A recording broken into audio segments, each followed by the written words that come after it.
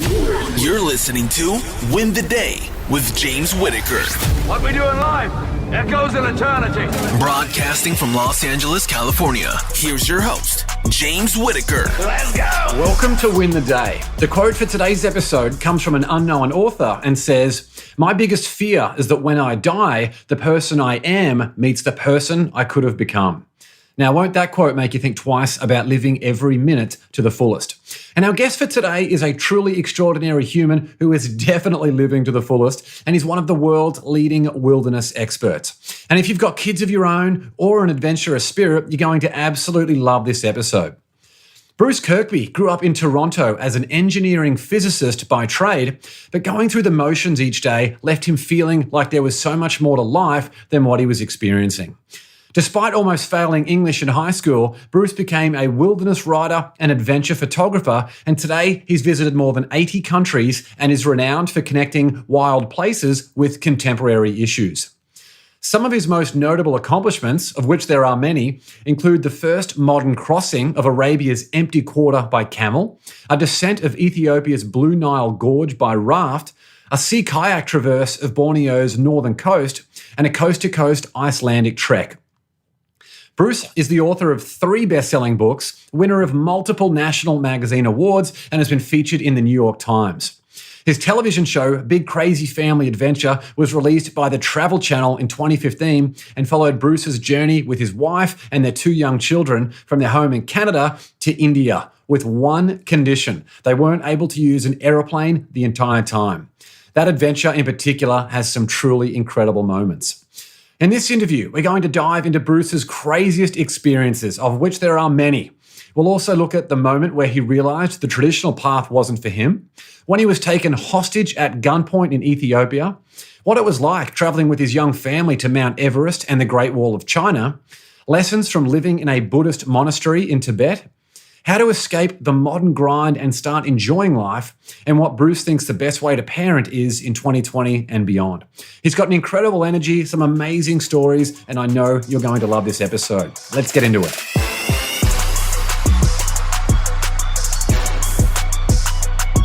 Well, Bruce Kirkby, thanks so much for coming on the show. It's great to see you. Oh, thanks for having me on, man. I've been looking forward to this. And big shout out to our good mutual friend, Wes Denning, for putting us in touch. I know we've got so many awesome topics to get through today, so I'm really excited for this. Very first question, what was an average day for Bruce Kirkby growing up? Wow. Oh, boy. Average day. Well, I grew up in the suburban wastelands of Toronto at the end of the subway line. So, I felt like I was kind of removed from the action. And I was a bit of a geek. And so I was good at maths and science. And, I was pretty active too, I guess. I loved to ride my bike and explore. And when I, now I've spent this whole life doing kind of wilderness travel. But even at that age, I remember the joy in poking around construction sites once the workers had laughed that you could get in. But I did not see myself as anything other than a math and science nerd. And I mean, just to expand on that a little bit, in high school, I was, I kind of failed English, kind of weird that I ended up writing books and being a columnist for newspapers. But I thought I'd always go into math and science. And then by the time I got to university, it's like, I want to be rich. I want to be like Michael J. Fox in Family Ties, Michael P. Keaton. And I'm like, I'll get an MBA. And I'll just, study engineering first. Will be the killer kind of duo. And so I studied engineering physics at university. And so that all continued. And I graduated and was off to try and chase lots of money until I started guiding rafts. And that changed everything. Yeah. I love it. So engineering physicist by trade, I don't even know what that is. So that says to me that you're a hell of a lot better than me on the science side. When did you get the sense that there was much more to your life than that engineering career and that traditional route that you were on? So Eng Phys really prepares you for it's beautiful because you learn why the sky's blue and how electricity works and all kind of questions that seem practical to me, but it only prepares you for academia and research. And I was like, I knew already that wasn't for me. So I got a job in a little consulting firm. I loved the excitement. It was 6 people at the start and I left. 4 months later, it was 45 people. So a lot of growth going on. It was in IT consulting. And I was in Ottawa, the capital of Canada. And as that was happening, my housemate had rented a cheap house in Ottawa, was starting a bungee jumping company at Wilderness Tours, which is a rafting outfit on the river. And I just went to a meeting, and the head of the rafting company said, "Why don't you guide rafts for us?" And I did. And there was just such clarity for me that those 2 days of the weekend were so much more, not just joyful, but meaningful, that mattered to me than the 5 days of my week. And despite the 99.8% cut in pay, I decided that's where I was going to go. Yeah, it's people are living to work, aren't they, at the moment with the 5-day week, especially long hours, investment banking and things like that. We put a lot of demands in Western culture, and that's not wrong. I'm still a full type A guy, and that happened to be that my interests and my joys, it evolved, and people often ask what my perhaps strength was, or whatever superpower that led you through this. And for whatever reason, I had a real comfortableness with uncertainty. And so when I quit engineering, I didn't need to know what was going to happen 1 year later, or 5 years, or 30. But what has happened is it led me to find the things that mattered to me, which is kind of these remote landscapes and threatened indigenous and traditional cultures around the world. And so I still brought that full intensity, that full type A work ethic into what I do. I just realized pretty quickly that, working in a downtown setting wasn't going to fit for me. Yeah, and I'm so excited to talk more about that. And of course, once you have a family and things coming into the picture, it certainly shifts your mindset once again. Well, some of the adventures that you've been on are absolutely incredible. You've been to more than 80 countries, and we'll dive into a whole heap of those. Let's start with the Arabian Desert, where you did the first modern crossing of Arabia's empty quarter by camel. For those who don't know much about that region, the climate, the geography, and anything else, how brutal was that experience? Well, so many expeditions are difficult but fun. The empty quarter was the quarter of the world the Bedouin thought was uninhabited. They thought that half the world was water, the oceans, when those living on Arabia, and a quarter was inhabited by man. But there was this huge sand desert in the middle of the peninsula that was empty. And so only really 3 people had crossed it before us, and in modern times, no one. Wilfred Thesiger was the last fellow in 38 who'd been through that region. And so we went back in 99, bought 12 camels, and it got hot. I remember our thermometer broke. It was 52.1. And so for a Canadian, I like, we call it a toque. I like to have a hat on and my warm boots, because you can escape the cold, but you cannot escape the heat, right? There's no way out. And it was hot, and none of it seemed like deprivation. I remember we really tried to go as traditionally as possible. I'd heard about other people who had made attempts, and they brought plastic water jugs, and these just cracked and broke in the heat. So we had sheepskins. You basically take a sheep, cut the head off, empty it out, and turn it inside out, and hang it by the legs from the saddle, one on each side. And man, the water that came out was kind of green, and there's these floating hairs and pieces of other stuff. But it didn't seem like, you talked about it being brutal. That does sound brutal, but for me, the joys were learning about the Arabic culture, learning about the Bedouin, and that feeling of working over a period of time towards it. When we saw those blue waters of the Arabian Gulf and rode into Abu Dhabi, oh man, it just felt incredible. Yeah, it must have been an amazing feeling. What about the Blue Nile Gorge in Ethiopia and Sudan? I mean, 2 countries that are known recently for, unfortunately, some violent conflicts. Tell us about that experience. That was a good year, 99, because right after crossing the Arabian Peninsula, I went down the Blue Nile with the Nat Geo team. And so the Blue Nile, just in a thumbnail, is the bigger tributary of the Nile. The White Nile is the longer, and it's famous for its origins in the mountains of Moon. Blue Nile supplies about 70% of the water that hits the Aswan Dam. And Ethiopia had been through a period since the early 70s called the Reign of Terror, really, and no expeditions had been in there. Blatchford Snell in 68 had led an attempt to go down part of the Blue Nile. One of his men was eaten by a crocodile. A lot of stuff went down. And so this was the opening of Ethiopia. It was still kind of controlled by what they call Shifta, deputized outlaws and brigands in those highlands. The Blue Nile Gorge is huge. It is 3 times the size of the Grand Canyon. We traveled about 500 miles on that. Big volume rapids. The whitewater wasn't crazy difficult, but what was difficult was at the bottom of every rapid were 20 to 30 crocodiles. And I mean, Crocs, we look like the rafts look like bloated cow carcasses, and you're probably familiar with how aggressive, crocodiles. Nile. As an Australian, I'm very familiar with crocodiles. I didn't want to make an assumption, but yeah, the salties in Australia, these are Nile crocodiles. Yeah. So I remember on the first day, one of our kind of interpreters and guides picked up all these little rocks, and I was like, what are those? He's like, oh, they're croc rocks. And he put them beside himself on his seat, and when a crocodile showed up, he threw it at the croc, and the croc just like, it disappeared. And I thought, wow, that's amazing. Then I realized it was relatively easy to scare these crocs away until we got to the big ones. And they always say that you can estimate the size of a crocodile. The distance between its eyes in inches is roughly equivalent to the length in feet. And so some of these early ones we were seeing were like 6 to 8 inches between the eyes, because that's what you see coming at you. We had one come at us that had like 18 inches between those eyes. It was a monster, and we were hitting it with oars and paddles, and the croc rocks did nothing. And that was probably the head was the size of like an F-150 engine block. Wow. That was a big attack. Where are you even sleeping at that point? Because crocodiles can, certainly in Australia, they can come a long time, a long distance inland as well. I was sleeping beside the slowest runner on our team.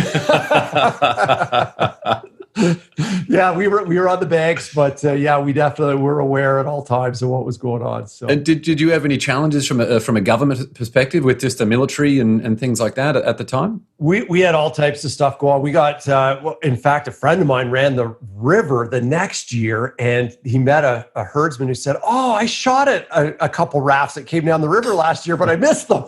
Thank goodness. Thank God. Yeah, I know. We got taken hostage at one point, and when I say hostage, I mean basically 3 kids. The oldest was 18, the other 2 were 13 with AK-47s, fingers on the triggers. Just, they wanted to walk us in the jungle and take us to their leader. And that's a pretty intense moment. And we're going through 3 layers of interpretation from English to Amharic to I think they were speaking in Gums perhaps.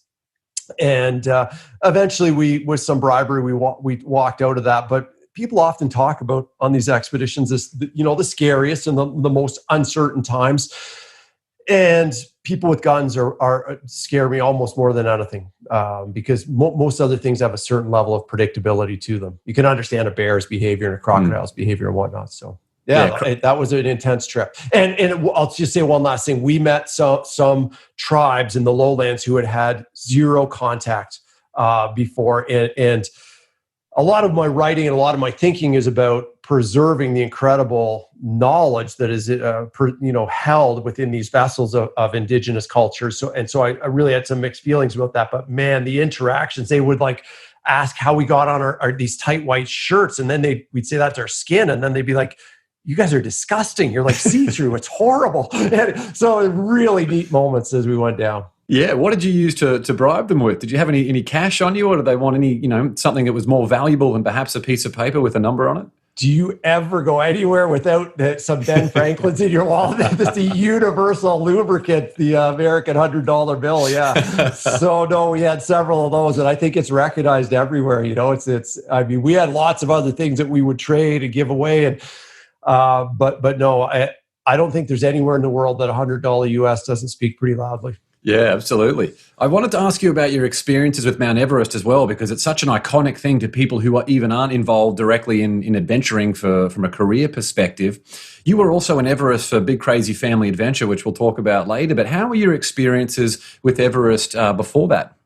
So I went there in 97, which was the year after the big Into Thin Air tragedy. And I went there with a Canadian team, and my kind of role was to set up the communications, to run radios on the mountain and send satellite stuff back to sponsors.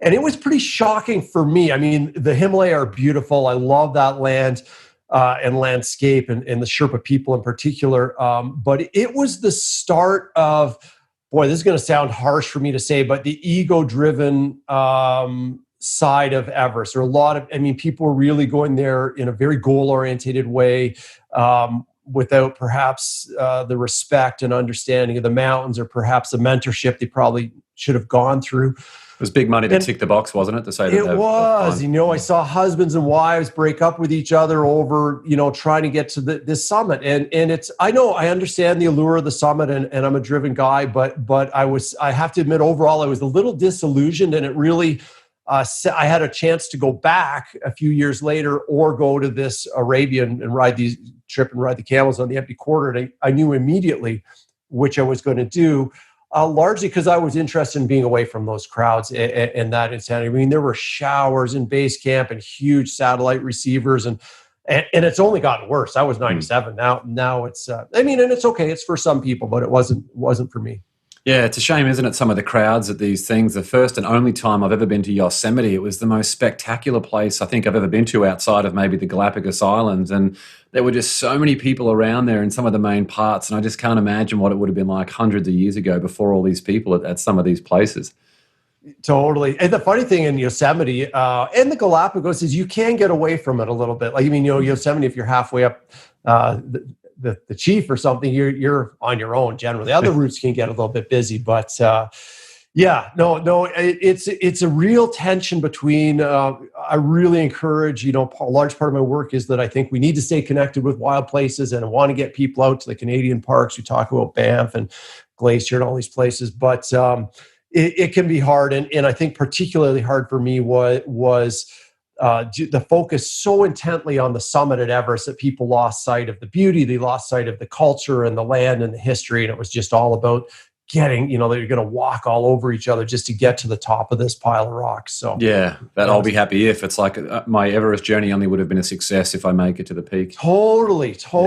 Yeah. And I think people thought it was going to change their life. And really, we're going to get into talking about consistency and habits, and those are the things that change your life. Standing on top of a pile of rocks doesn't change anything. So. Absolutely. I wanted to see so much more of Yosemite when we were there, but I was there to propose to my wife. So I had this ring that was burning a hole in my pocket that I was desperate to get out of my pocket and onto her finger as soon as possible. So I proposed at the top of Nevada Falls, at the top of the mist trail there. And then for the next hour, I led us in the wrong direction on the way home. And normally that would have been an extremely frustrating moment for her, but the fact that she had a little diamond on her finger made it so much more manageable. What a great story. Yeah, I could imagine you weren't paying attention to everything around. Yeah, good for you. Congratulations, man.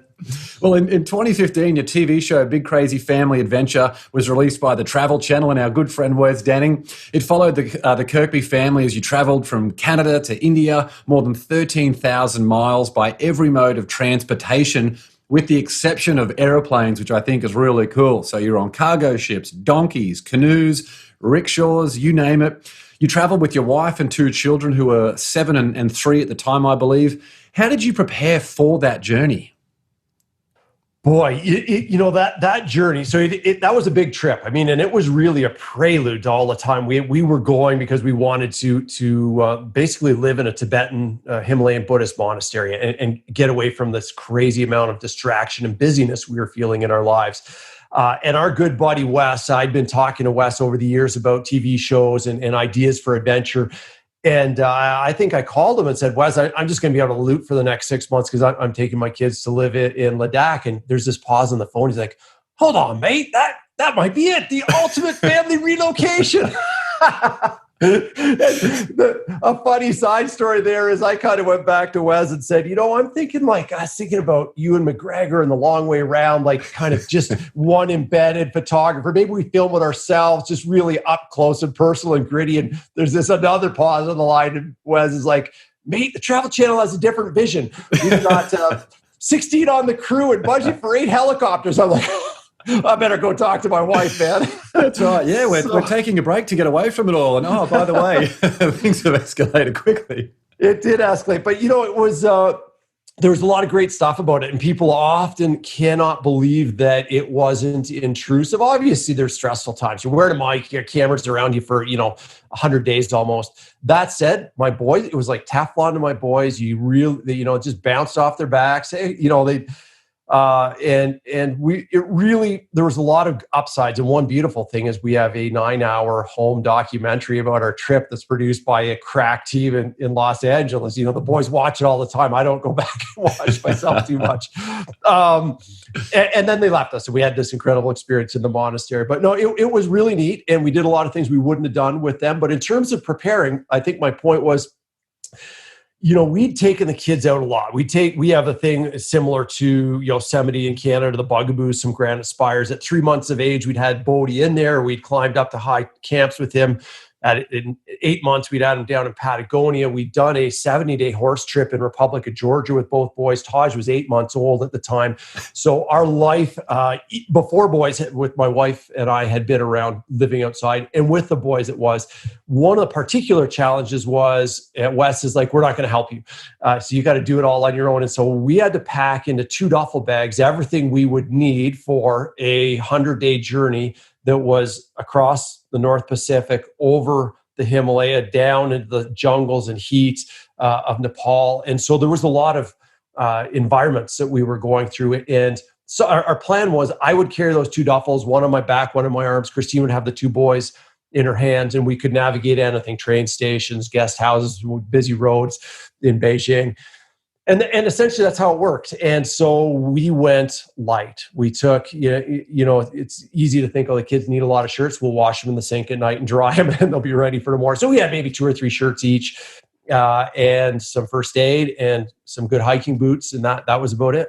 How do you prep for the first aid side? I know anyone who's certainly from Australia, if they're going to a country where there are things like malaria or anything else that's going to be around, you can go and see the travel doctor, and essentially you get a fairly basic first aid kit. But when you've got 2 young kids in the mix and different languages and medical facilities that mightn't be as good as what you're used to, how did you prepare from that perspective? Our assumption was we couldn't get medical help. So once we were at the monastery, we were at least 2 days drive away from a hospital in the best conditions, or 14 days of walking if the road was closed. We were a long way. So luckily I have friends who are doctors. Luckily as a guide, you have, lots of wilderness first aid training. We took pretty robust kits, both in terms of medication. I took sutures. I'd had these sutures forever, and I'd watched a Sherpa get 79 stitches in his face at Everest when he fell off a bridge. And that had been 2 decades earlier. And one of the novice monks at the monastery had a rock hit him and opened up a gash, and I put 4 stitches into his forehead. So we actually used those sutures we took. And that was a pretty intense moment. I write about it in the book a bit. And the bond between me and him, the trust that's required to sew someone's forehead together, it was unreal, really. It was a pretty special moment. And the boys still talk about Jigmet probably more than any other of the novices. But we had everything. We had in terms of I had the most buffed out first aid kits, because you're taking kids, right? You need to be ready for any type of, we had like 3 or 4 EpiPens in case we needed more. Yeah, good stuff. Well, what did that journey teach you about yourself and about your family? Given that it's such a unique experience, obviously. So I kind of hinted at the genesis of this was the idea of distraction. And I was a bit slow adopting the smartphones. I probably got my first iPhone a few months earlier, and I got just like a tractor beam. I got sucked in, right? Really quickly, just staring at streams of kayak coming across Twitter and Facebook. And I had these 2 beautiful boys, and I knew that I wanted to be paying attention to them. And I started realizing I'm wasting my time on other stuff. I tried to change it. We're a lot more fluent now with our understanding of distraction and how these devices work. But both Christina and I had wanted to go to the Himalaya with our kids, to live in a Buddhist monastery. And this just seemed like the time. So when you ask what it taught us, it reinforced what I'd learned on so many other journeys with the kids, that is, time away from distractions with your family forms this incredible bond. And no matter what happens when you're home, the gutters need the leaves pulled out of them, and something's broken down, the car needs more gas. There's always something to do. But when it's just you 4 of you in the same tent every night for 6 months, something really, really special happens. And I'd been exposed to that before. This was the longest big trip we'd done at that time. And so there was other things that I came home with in terms of the Buddhism and things I learned from those ancient cultures. But it really reinforced to me, and what we've kept doing is going on big trips every summer. And it's almost like it just resets that cement or plaster that holds us together. If it was getting a little wobbly, we just spent 21 days in canoes on the Columbia River, and man, that first night we all crawled into the tent and we have our little positions. We lie in, the kids on the outside, me here. Everything's got to be right because my kids are sticklers for routine. It just felt we're back. Here we are. And by the time we got off the river, we were a well-oiled and well-connected family. I love that. When our daughter was born, the very first thing we wanted to do was make sure we got her used to travel, noise, and people, because obviously me being from Australia, my wife being from California, we knew that there was going to be a lot of travel and things like that in our horizon. So we'd taken her for a 6-hour drive to Shaver Lake, I think when she was 2 weeks old. She was on a plane to Hawaii when she was 6 weeks old, and then into Australia when she was, I think, 7 months old. So I think travel, noise, and people is just such a great way of just understanding each other as a family, but also getting them used to. Obviously, a routine is important for parenting, but also getting used to getting out of their comfort zone and also getting used to not having a routine, I think, can be powerful too. Totally. And, people, there's a lot I can say about kids and travel, but kids need love and their parents, right? And if you're providing those, you're everything. And so I figured that out really quickly. The other amazing thing with children is what a window into the culture they are as you travel. You go to Buenos Aires or Southeast Asia and you're a 20-year-old backpacker and the locals look at you like, don't you have to work? Like, what are you doing? But you show up with a baby and it's like the universe, everyone has that struggle, right? It's a universal part of all our journey in life. And they're like, you can't sit in the sun. You can't wait for the bus here. You need to come to my house. And wow, when we took Bodhi away for the first time, and I'd been traveling nonstop for 20 years, it changed everything. And people will also say, but they're going to remember it. He's only 18 months old, but everything we know about early childhood education is those first years, the bonds are the most critical. So I've often posed the question to people, what's more impactful, taking your daughter or son as a 20-year-old to board a ferry and go across Lake Tanganyika in Africa, or taking them on as an 18-month-year-old? Who's to say that the fact that they can't remember it doesn't have a bigger cascading effect on their life? So anyways, we've taken our children out right from the start. Well, the studies now that have come out that intergenerational trauma can actually be from, not just your parents, but also your grandparents that you can feel. So I'm sure there's some element of that from the adventurous spirit that, of course, people who are experiencing these things when they're super young are going to have an element of that stays with them forever. Was there an element of any of these journeys when you had your kids with you, or even some of your adventures alone, where you thought perhaps you've bitten off more than you can chew?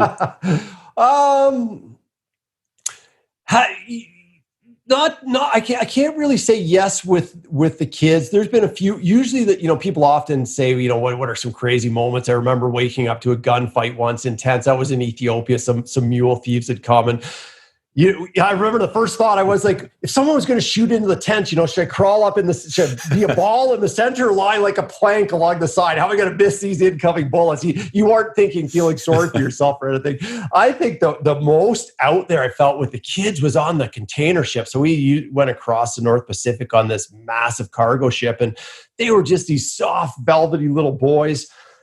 And this is an industrial setting, with like wrenches the size of horses' legs hanging off the walls. And we hit a storm and the ship was like heaving side to side. And the captain came to our bedroom and said, just sleep across the bunks like perpendicular so you don't roll out in the middle of the night. And I'm like, oh God, what does he know that we don't? And see, it was beyond our control at that point, right? We were really in the safety of someone else's hands. So that was a bit intense, but no, I felt pretty good with the boys. At one time, Taj, actually, my younger son, had a bit of a what appeared to be an altitude reaction, and we were just starting to acclimatize him, but we followed we talked to lots of pediatric physicians, and we took him down and kept measuring his blood oxygen saturation in his blood, and brought him up a few days later, and he was totally fine. In fact, we got our boys almost to 17,600 feet, like that, pushing 6,000 meters on the passes as we went in and out of Zanskar, and they were just absolutely unfazed.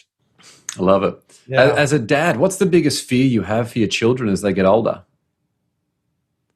Oh boy. Well, these days there's a lot of fears. The world seems pretty dynamic, I'd say, and not knowing what the future will look like.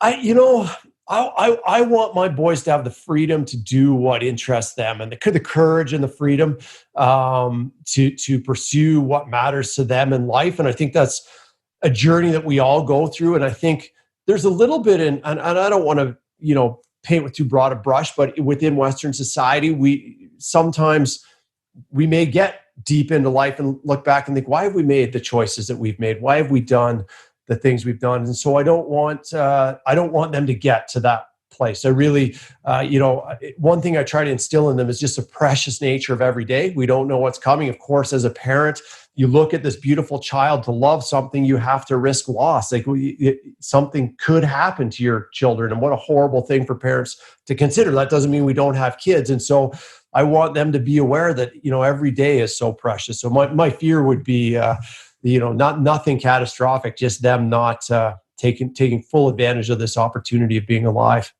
Yeah, it's such a good point. One of my favorite quotes actually is, when I die, what my biggest fear is that the person I am meets the person I could have become. Oh, that's a good one. Yeah. It's pretty good, isn't it? Well, of the countries you've traveled to with a young family, what do you feel is the best environment to raising a family in 2020 and beyond? And of course, the world has gone, a little haywire in this year, so maybe things might have changed. But out of everywhere you've been to in your experiences, what environment or what country in particular do you think would be good to raise a young family in 2020? I love that you asked that, and there's a bunch of things coming to mind, but so many other countries really worship the child. Like the child and the elders are God and King. And so when we took Bodhi to Buenos Aires, like the very first day we're walking down the road, and like construction workers were coming up to us and saying like goo goo gaga, like pinching his cheeks, saying cachete, which means the cheeks, because he had big, and businessmen would stop on the road. We were going out for coffee. It was like 8 a.m. in the morning, and they want to hold their child. Like, can you imagine walking around downtown LA or Vancouver, Toronto, and businessmen or construction workers or high school students asking to hold your baby? No.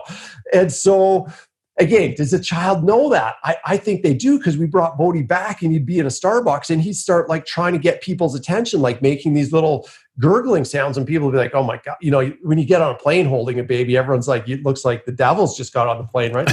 They're thinking, do not sit in my row or within one row on either side. And we've thought the same thing too, right? Like you're tired, you just don't want that. Man, I got onto a plane down in El Calafate with Bodhi, and there was this lady. She was an old kind of rancher from the Pampas. It might have been her first flight. She was sitting in the exit row 12. We were in row 56 on that plane. She saw me and my wife walk by. She stopped us. She could speak no English, so she had the kid beside her translate for us and say, you can't go to the back of the plane. You need this seat. Give me your ticket. I'm going to the back. And this was an 80-year-old lady. Again, so all of that to say, the amazing thing in other countries, and the thing that I'm trying to bring home is that respect and love of the child, the respect and the love of the elder, that sense of community, because it truly takes a village to raise a child. So, I mean, obviously South America would be an incredible place to bring up your child, but I think anywhere where the child is respected and not seen as a burden. And I think that's one of our challenges within a busy lifestyle, is not to view our children as a burden, but as a gift. The more busy we are, the harder it is to see that gift they are, but they just flourish when they're in that environment. Yeah, it says a lot about the character of the human spirit, doesn't it? Across the world, that we come from different cultures, we come from different backgrounds, we have different political leaders, we follow different sporting teams and have different interests. But at the end of the day, we're all human. And, speaking about busy and the world that we're in at the moment, a question I wanted to ask you is that the traditional path for most people, they get to high school and their whole focus is to get good grades so they can get into the college program they want.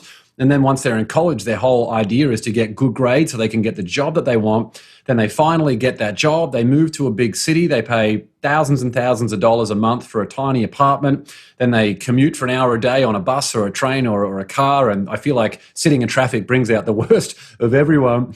And people are increasingly glued to their phones. Have we lost the sense of what it means to be human? And what can we do to start getting away from that daily grind? Yeah, you make an excellent point. I remember being in a physics class in grade 11, and some kid said that somehow the teacher heard one of the students in the class say, "Oh, I can't go to the dance this Friday. I got too much homework." And the teacher stopped the whole class. He's like, "Everyone sit down. We're doing this experiment measuring gravity." He's like, "Forget that. Sit down."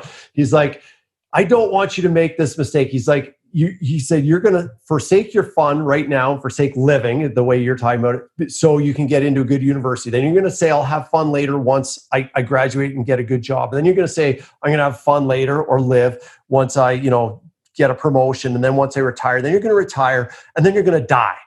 And this man said this to me at I was probably 16 or 17. And that had a very big impact on how I led my life. And I think we have, and I think we're going to see, I suspect we're going to see some form of adaptation going on, because it's almost reached a cracking point in the insanity of the news cycle right now and what's going on. And so quite a bit of what I wrote about in this new book that's coming out was this idea that development so often goes one way. You know, we go to an indigenous culture, we bring healthcare and improved education and all types of technology that eases the rigors of life. But it's always a one-way interaction. Nothing comes back. And so the Zanskaris, this place I was living, they had all types of skills and abilities. And I'll give an example of one in a second, to help cement the community, to help bring people's attention to the moment. And I was like, we need to bring some of that back. So one thing the Zanskaris had is this idea of the Paspun, which is a group of 3 or 4 families, and every family in every village in all of this valley that's deep in the Himalayas it's a unique social construct, is a member of a Paspun. And so they share some religious artifacts. They help each other during times of planting and harvest, and they cradle each other through this journey of life. Like at the times of birth, marriage, sickness, death, they are there for each other. And it's a word we have no equivalent for in English, but it was a very powerful concept to how that society operated. And as modernity comes into that valley, this will be eroded. And so when you talk about trying to find, I think we'll probably get into some routines and ideas of trying to find peace amongst the chaos. But community is clearly a part of that. I mean, there's self-care and consistency in our work and time and all that. But I think we're going to find ourselves going a little bit back in time in some of the ways we interact. And I guess the fundamental thing I'd say, James, is attention. Like this whole trip was about attention, and our attention is this gift. It's like this hose. It's always on, pouring out. We can pour it into anything. We can pour it into our kids, into our family. We can pour it into our phone. We can pour it into traffic and frustrations, watching CNN or the news. And I think a fundamental part is learning to manage our attention. And obviously you can do that through mindfulness and different things. And you simply do it through awareness of what matters to you and paying attention to it. So yeah, it's a good segue into the next question that I was thinking about. Like, you've spent a lot of time in Buddhist monasteries where they talk about one of the tenets of Buddhism being that all life is suffering. But then in books like Think and Grow Rich, they talk about the starting point of all achievement is desire. What do you do as part of your daily routine to balance happiness in the present while at the same time focusing on future accomplishments and your own growth? Boy, that's a tough one. And so I'm just going to step back a bit and come and answer that.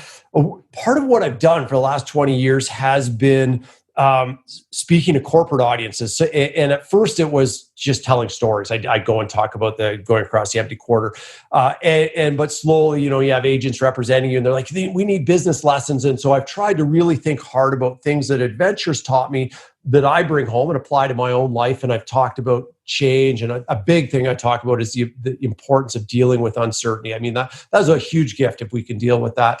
And recently, grit and resilience have been quite large. And so what you're talking about is really one of these 3 core things that I talk about when I'm talking about finding resilience or grit within us, and in the balance of the here and the future. You're going down this mountain ridge. You got to look at your feet. You got to look at the summit. How do you balance those 2 things? And so really the way I boil that down is this idea of purpose. So I talk about purpose, process, and practice. And it's sorry to sound like I'm just laying out this little thing here, but it really reflects on what you said. To me, purpose is more than winning, right? Winning's an outcome, and purpose is a cause, not an effect. And so to me, purpose is like how we can make the world better. What are friends loving in us? Like, I'm sure, Wes doesn't love you because you win. Wes loves you because of the things that make, James a cool person. And so therein lies the start of us finding purpose, that how we're going to leave the world a better place. And so that's a long-term view, the desire, because I really think people talk about BHAGs and all these things, these goals that they're setting for themselves, but really we need to find a thing. give a tiny example here. I guided raft for 25 years. It's easy to think of yourself like Spicoli, just a feel-good, happy day tripper. I was guiding the Arctic, which is severely threatened landscape. I was in love with that landscape. And on my first trip, a senior Alaskan guide with a big mustache, like a squirrel's tail, said to me, "You know what we're doing here?" And I was like, "No, I got no idea." I was tired late night. He said, "We're creating ambassadors for the wild." So that gave me a purpose to what I was doing. So that's the long-term view. And then at your feet is the process. Those are the daily habits. And the other little piece I have is practice, which is we need to get better every day, right? We need to not play to our strengths, but we need to kind of address our weaknesses. Well, for those who have spent too much time in the cities and maybe haven't got as much outdoor experience, certainly as you had, but they want to go and take a wilderness adventure so they can start to experience some of the benefits that you've spoken about during this interview, what's the best way that they can go about doing that? Oh, mate, there's all types of things that and opportunities, from day trips to longer ones. One of the things I found I was early on was the longer the trip, the kind of, I was going to say the more intense the experience, but the better the chance to actually disengage. And the way I learned that was guiding 5-day trips. I was doing a sea kayak run out of Vancouver where I'd take people for 2 days on the weekend, then the 5-day trip over and over and over. And on that 5-day trip, on Monday, everything would be new. They'd be getting used to the sea kayak. On Tuesday, they'd still be a little uncomfortable. Wednesday, they were free. And then Thursday, they were thinking about the ferry ride home, and Friday was a write-off. So of the 5-day trip, they had one day, I realized, where they were totally free. And so the only thing I would urge people to do, time is so precious, I know, is if they can go a little longer, whether they're sea kayaking or climbing or whatever it is, even 3 or 4 days, just it really gives you a chance to enter a new environment. I encourage people to do things that make themselves uncomfortable. Just, from a very philosophical point of view, I think so much growth comes from that. And guided experiences now are so well regulated and so safe. No one should have any concern about taking on something new, going and trying to paddleboard or sea kayaking or whatever. For sure. Well, your brand new book, Blue Sky Kingdom, it's getting massive praise all over the world. Tell us about the new book and who it's written for. So, it's written for anyone, really. It's a little short, funny or sad backstory is about 15 years ago, I had another book that got just devastatingly bad review. And I'd had other books earlier that got good reviews, and that reviewer went back to say even those earlier ones sucked. And I was just like so brokenhearted. So I really took my time with this one. It took me 6 years to write it. And to see that some of this early praise come out has been really meaningful. I mean, I do read a lot of Himalayan literature, and so guys like Peter Mathias and whatnot have been massively influential to me. And I've tried to make it, it touches on the Himalaya, but it also touches on family life. My son is on the autism spectrum. It touches on that. It touches on Buddhism. I really tried to make it accessible to anyone, because really it's, in a sense, a family drama, a family love story playing out in a remote landscape. All engine running. Liftoff. We have a liftoff. Well, let's now move into the rocket round where we ask you 10 questions for quick answers. You ready for this one, Bruce? I am always ready. Yes, brother. Question 1. What quote inspires you the most? Boy, I always think of Michael Landon, the star of so many TV shows. He was dying of cancer, and he said, whatever you want to do, do it now. There are only so many tomorrows, and I've lived my life that way. Great advice. Number 2, morning coffee or evening wine? Mate, I'm a parent, so undoubtedly both. There's no way I could do without either. Me too. Number 3, what's one bit of advice you would give your 18-year-old self? I'd urge myself to go a little easier on myself, maybe be a little less judgmental, because life is a 9-inning game. You should be thankful, I would tell myself, that you didn't peak in high school. There is a lot of stuff, the best yet to come, and I think I see so many young kids really hard on themselves now, really thinking, I'm not up to snuff or par. There's a lot that's going to happen yet, and just have faith in that process. Yeah, so true. Number 4, what book do you gift the most? Without question, The Lonely Planet Travel Guide. If I know someone's going somewhere, I get them the Lonely Planet for that country, and I urge them to go to their most remote location they can find. You know, it's funny, when I was in China, we were in these mountains in about the most rural part that you could get of China. We took like a bus and 3 different chairlifts and another bus, I think, to get there. And once we got there, at the very top of this mountain, there was a McDonald's. I couldn't believe it. It was one of the funny, I forget the name of the place, but it's hard to get remote, isn't it? But I think if you've got the right guides and you know where to go, then you can really disconnect and then be better for it when you get back. It's the challenge, man. It's the challenge. Number 5, was there a vulnerability you once hid within that became your superpower? You know, going back to growing up again, I wanted to be a tough guy. I wanted to be rough and rugged and all this stuff. And really, I was an empathetic guy. And I think empathy is the modern superpower. The more we can understand the point of view of others and understand their differences, you know, if you want to talk business, it's a huge asset in business, but it's a huge asset in life. And so that if I'd never consider myself having superpowers, but if there's one, it'd be empathy. Well, from your adventures, it sounds like you got a bunch of superpowers, Bruce. Thanks, mate. Well, question 6, what's one thing you've learned about failure? You know, it's obviously part of the process. It is going to happen. And every time it does, it's actually usually blessed me. And to me, I just see it as a fork in the road. It's either going to like make us bitter or it's going to make us better. It's either going to grind us down or we're going to grow. And if we sit around feeling bad about it, that's taking us in the wrong direction. It's really an opportunity to improve. Question 7, if you could sit on a park bench and have a conversation with someone alive or dead, who would it be? 100% still alive, Richard Attenborough of the BBC, man, because I would come for the accent and I would stay for his incredible experiences. Like, I often think he is such a spokesman for the wild places and wildlife on our planet. Who's going to fill those shoes? They're unfillable. Yeah, I'd love to sit down and chat with him. Yeah, such an iconic voice. Yeah. Number 8, what tool or resource best helps you run your life or your business? So one thing that I've started using lately that's unreal, and I only learned about it a few weeks ago, is this software called Ecamm. So I do all these presentations, and it's basically a streaming software. It allows me to bring people's comments onto the screen, take polls, put a green screen up behind me, project my images and videos.